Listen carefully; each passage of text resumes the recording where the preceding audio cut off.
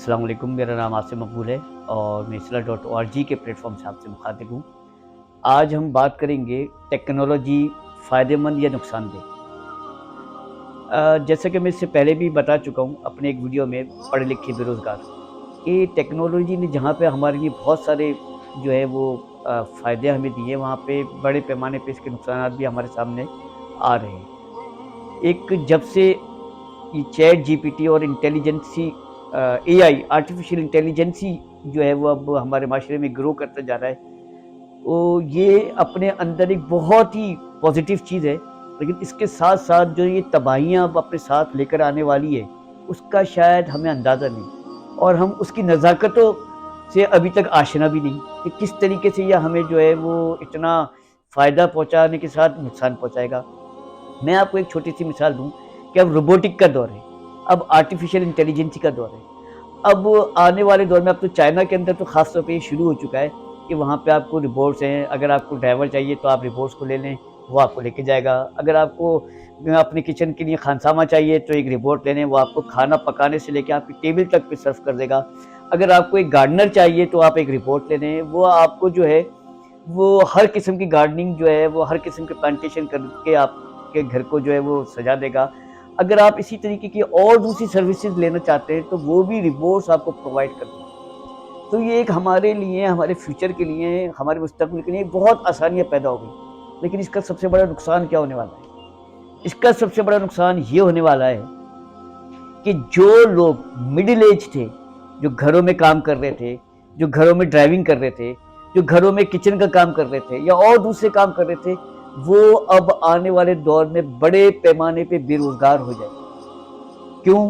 क्योंकि कौन इन खानसामाओं के नखरे बर्दाश्त करे, कौन इन नौकरों के काम बर्दाश्त करे, कौन इन लोगों के वक्त की पाबंदी ना करने पे झिक-झिक पिक पे रोज़ाना जो है वो अपना वक्त बर्बाद करे।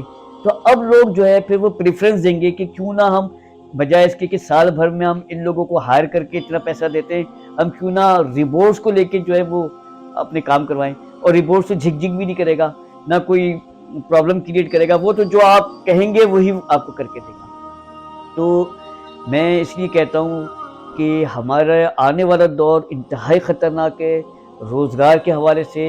यहाँ पे पढ़े लिखे लोग तो जो हैं वो भी जो है वो बुरे तरीके से असरअंदाज होंगे, और अनपढ़ तबका, जो निचला तबका है, वो भी।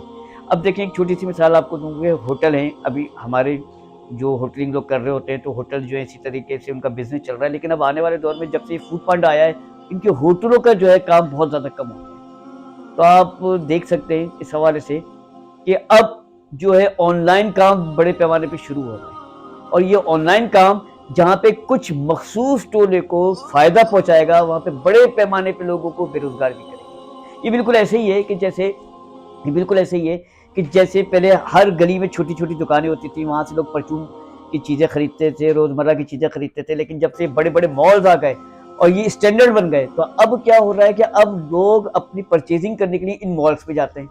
तो मॉल्स में जाने के बाद जो मोहल्ले के चाचा थे, जो मोहल्ले के अंकल थे, वो जो परचून चला रहे थे, वो बेचारे अपनी सेल को मुतासिर कर रहे हैं, और उनका काम जो है रोज़ बरोज़ जो है वो कम होता जा रहा है। तो हमें इन बातों पे तवज्जो देना पड़ेगी कि हम, एक तो ये कि इसका सबसे बड़ा जो मसाइल पैदा होंगे वो हमारे रवैयों की वजह से पैदा होंगे। हमारे रवैये चूँकि सही नहीं है तो लोग आने वाले दौर में रोबोट्स को जो है वो प्रेफ़र करेंगे।